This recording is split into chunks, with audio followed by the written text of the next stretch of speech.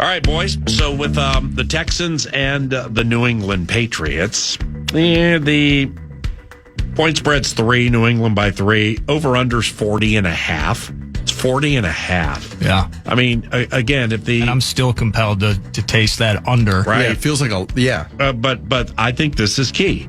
The Texans have won 16 consecutive when they score at least 20. Do we think the Texans can get to 20 against New England? I think that's a key facet. They're not going to have Nico Collins, I don't think, either. Right. I think that's a massive part of this. And it's not just Nico Collins and whatever relationship in the same way we would talk about Justin Jefferson. It's about what he does on the field that potentially, even if you're focused on Nico, what opportunities exist for others. Mm-hmm. And it's the Iowa State young cats. I know one of them's Higgins. I forget, maybe Jalen Noel. Are they both Jalen or Jaden maybe? And then even you look at Dalton Schultz.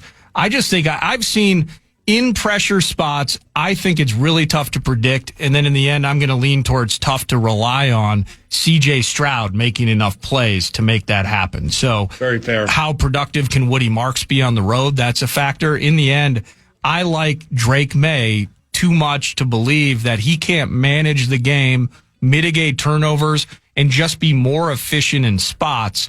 And then you let that two-headed running attack kind of salt this thing away in a low-scoring, underwhelming affair. Yeah, I'm with you on that pick.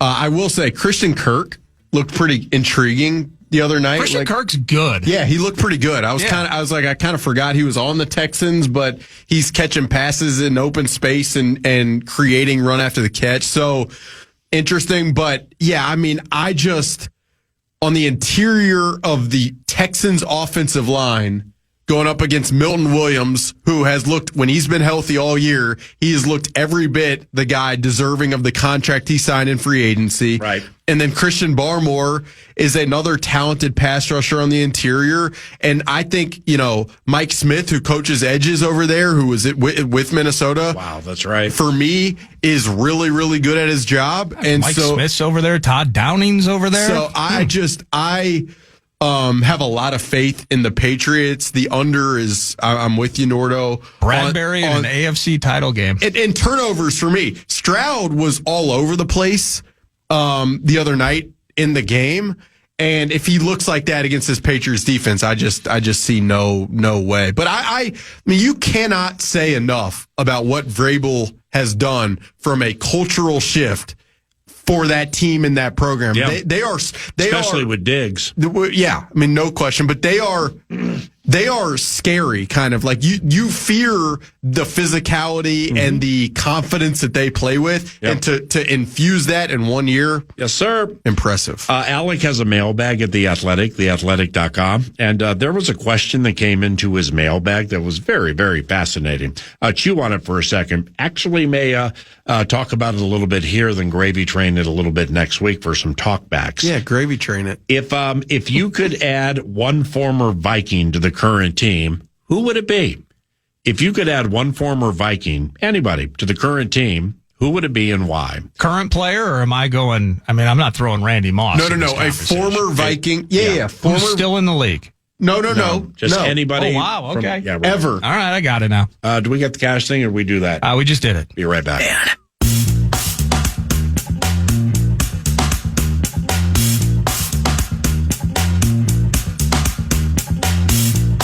Oh, good.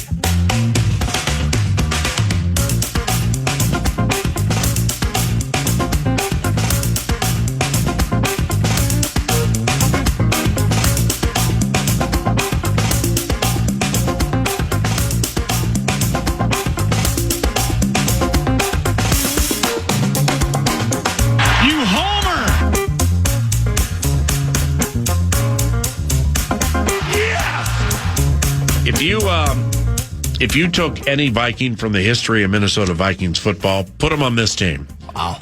Like what would happen and why would you select an individual? It's like when you when you crafted, do you have the name of the mailbagger? Any idea? I can get that real quick. I mean, it's because it's a cool question, and now we're gravy training at 9 to noon. No, I like the question a lot. Probably we'll gravy train it with talkbacks next week. Before we gravy train it, let me... let's find this individual's name. Yeah, we're going to find it. I mean, it's an easy cliche talker, but it's super, super cool, and we never bring it up. 9 to noon Mondays. It was a guy named Nick O.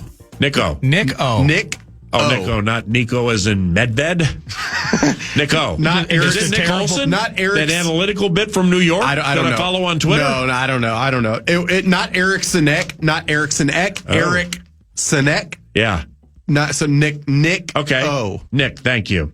First and foremost, I think of Hall of Famers. Right. All right. And I'm like, but see then, because I don't know. I mean, we could be serious with this if you want, but no, I don't. Fran Tarkenton. Okay. And you think about Fran. Okay. There's quarterback uncertainty to a certain extent. Is that a fair way to put it? I would call it. Yeah. Okay. Thank you.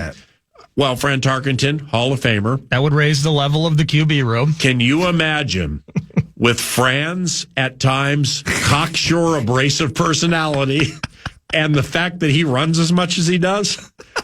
The conversations after games between O'Connell and Fran Tarkenton, about guys who were open or, and Fran would be like, excuse me, I mean, I know you have a ring and I don't. Have you ever been on Saturday Night Live? Because I have.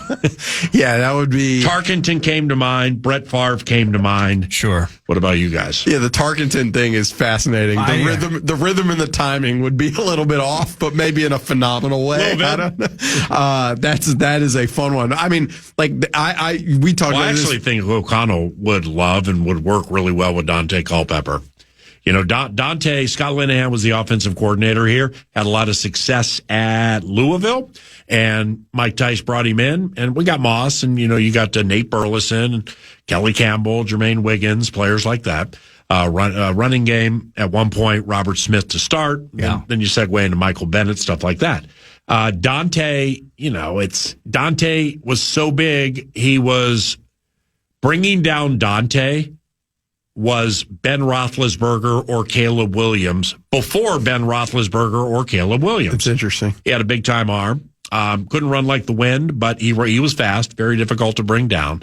But on the 5 or 7 step drop, he followed the plan. Yeah. Middle of the field, everywhere perfectly. His deep ball was the bomb. So, Dante could be in that mix, too. Nordo, who comes to mind for you? Well, I have several popping in my head. I went, Randy turned down Randy Moss. Well, yeah, but that's the thing though, is I guess I'm taking it too seriously. I want 98 Randy Moss back in my life. I would love it.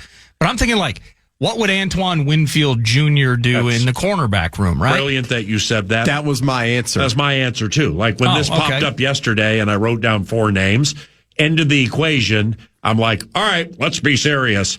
It's either John Randall or Antoine Winfield Jr. or Antoine Winfield for me, not Jr. So Johnny Randall. Yeah. Hold on. How would he look in this scheme, though? No, just joking. Johnny Randall fits. Big ticket. He's no Kyrus Tonga 2022. True to that point. No Tom Johnson either. 2017. Mm-hmm. Kevin Williams, I think, would make hay on the interior in this defense.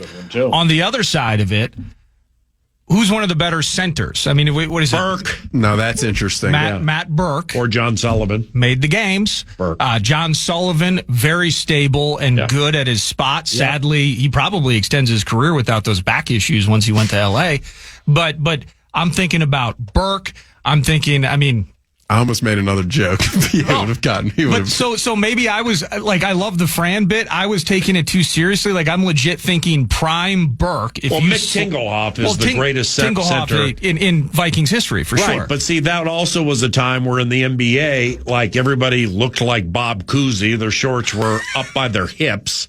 And Wilt Chamberlain was scoring 100, dunking on all these guys. Catching a beanbag sighting every so often. Right. So Tingelhoff or prime Burke, I can't connect with Fran and Tingelhoff and some of the greats in that vein. So Burke would be my era. Yeah. So I'm thinking what Burke would do to the Minnesota Moving Company if you slot in HOF near caliber offensive linemen into this bid at that spot that was problematic, how much better this potentially looks with the QB, the issues as have been much documented behind him. So, what about Adrian Peterson? Oh, come on. Is he getting the ball? Well, no, that's enough? the thing, though. It's Well, wait, I should have set that up. Adrian's 6 a carry, and we're 28th in carries. Well, see, that's the point. I should have set that up so one of you two could have gone down that road. Be great to have Adrian. Boy, we sure run a lot. Yeah, and Adrian's so good out of the shotgun. Yeah, his pass protection is so great.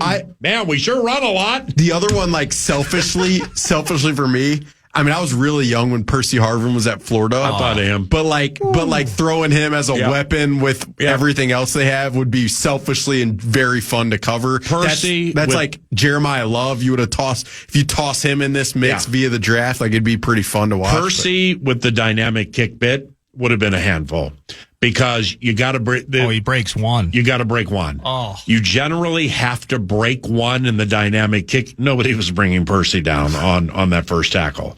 I mean, that's a good one. He was diminutive, but he was big and thick upstairs, and his legs. He was just so fast. You could use him as a running back, slot, outside. Yeah. Percy Harvin was the bomb, man. Yeah, that would be one. There are a million. I mean, there are so many different ways we can go, but I mean, if you think of the current team, and Antoine Winfield, I don't believe he's in the Ring of Fame. No, he's not. Well, with respect to our friends, he should be in the Hall of Fame. Okay, Antoine. Oh, in the Ring of Honor, he might be in the Ring of Honor. In the Ring of Honor, I think he is. He probably is. That's searching it now. Give me 20 seconds. Yeah, yeah. He's the best cornerback in the history of this team.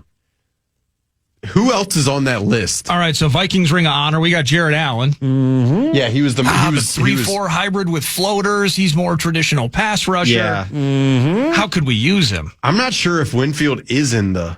Wait, no, yeah, he is. He was inducted in the Ring of Honor. There we go. According to AI in 2019. I don't know if I trust AI, but I am getting to the W's. Antoine Winfield. I'm not seeing him on the Vikings Ring of Honor site.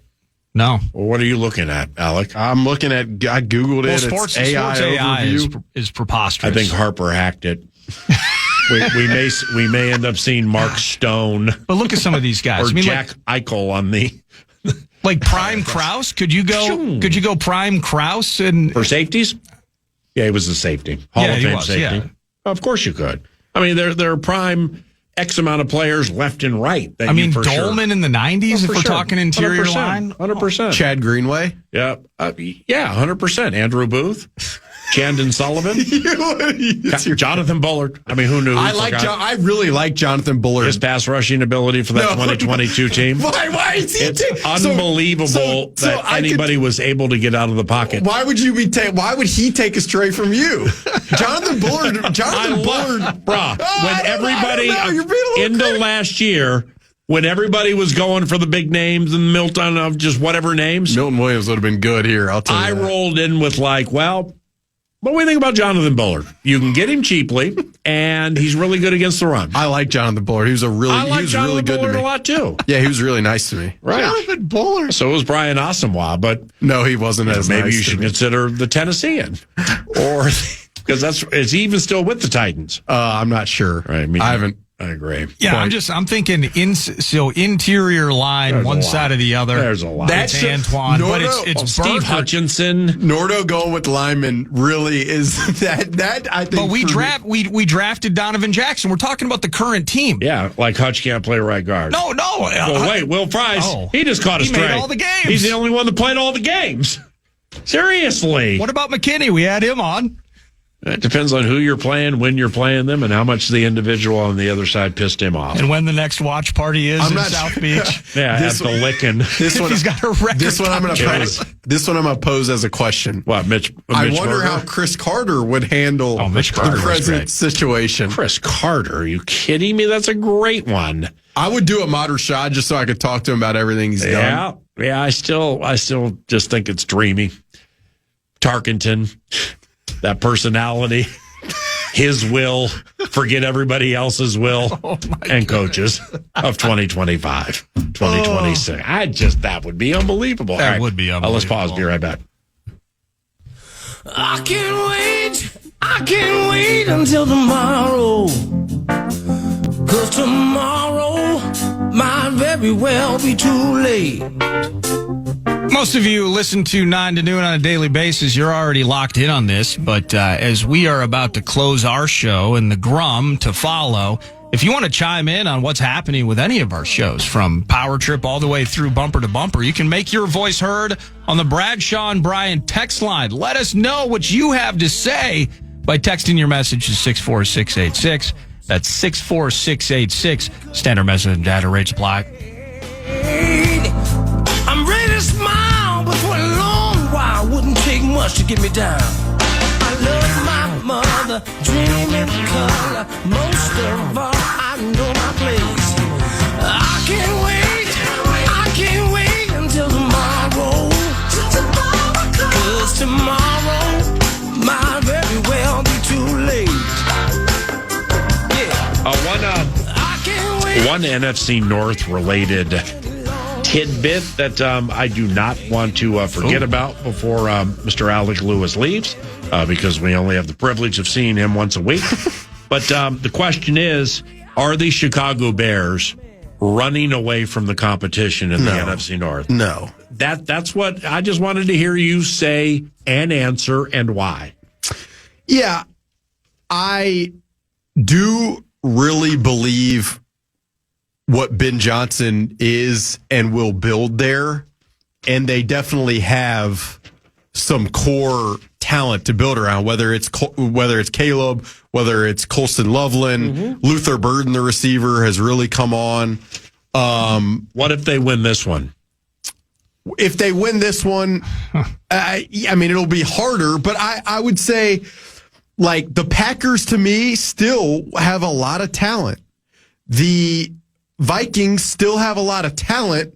It's just getting the quarterback position right. And I would say this because we live here and it's easy to get carried away. What does us living here have to do with anything? I've thought a lot about it.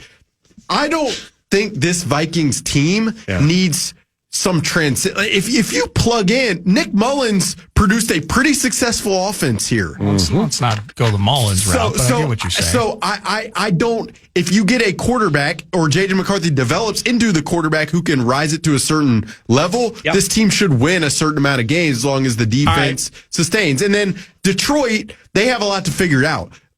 Coordinator, obviously, and then interior offensive line and that offensive line overall. But to me, there's not a crazy amount of distance, even if the Bears win this week. Maybe I'm crazy. This is the last time we will see you before the national championship game. College football matters a lot to you. It does. Indiana, what'd you say they were favored by yesterday? It was something like 8.5. Yeah. Crazy. Whoa! It's crazy. What do you think of that one? Miami's trenches are really good. If they can get pressure and bother Mendoza, they probably have a chance. But Indiana they're executing at every level, on every phase that is absurd. So it's really hard to pick against them. These coaches, Signetti and Cristobal, and program turnarounds with they've square jaw guys, just a very, very tough approach from what when I read some things. But what do you like about those two? Because the question with Indiana that I haven't hit you with is like the Cuban NIL and stuff like that. It's like, could they win at this level with Signetti but not Mark Cuban? Or if they have Cuban but they don't have Signetti, would they be in this spot? It takes both, but this specific team is a lot of Signetti, where they've spent a lot in NIL, but a lot of these guys are it's kind of pre-Cuban players who have transferred in from James Madison, who he's been with. And then I would say both of these guys are very trench-oriented, control the line of scrimmage, and then execute consistently. Like that, they're both Saban disciples. They're both really against any noise and creating any noise. So it's a heck of a game, and it's going to be really fun to watch. But Signetti is he's a high as end. Close to how I think people probably perceive Saban from afar of just, Is he young? No, he's 60s. I don't understand how nobody's ever heard of Signetti.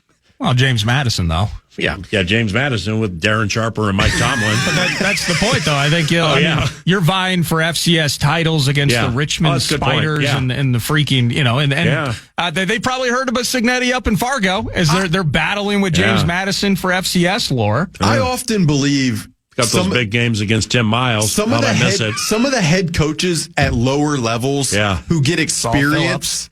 Get experience and they know how to they've made mistakes, they've built programs at that level. To me, that stuff translates. Can you imagine if we had that conversation, Nick O, your mailbagger at the Athletic? It's like any Viking from all time for this team.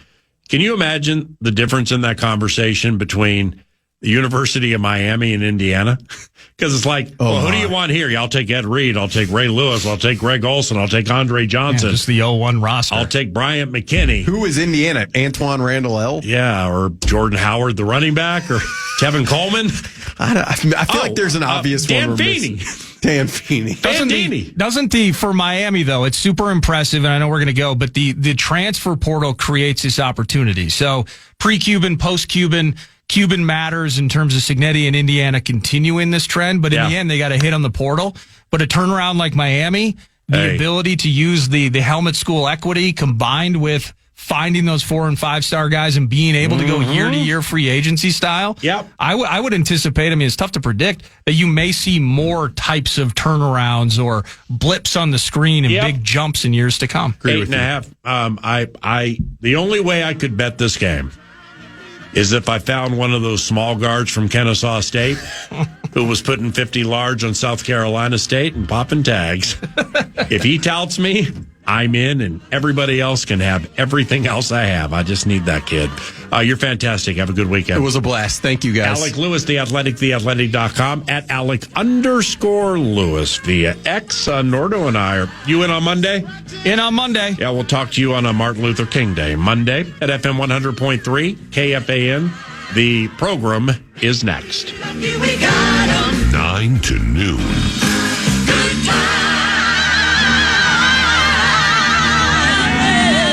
If it's good news or money, leave a message. Podcast today's Paul Allen Show or listen back to previous show and interviews by going to the iHeartRadio app or KFAN.com.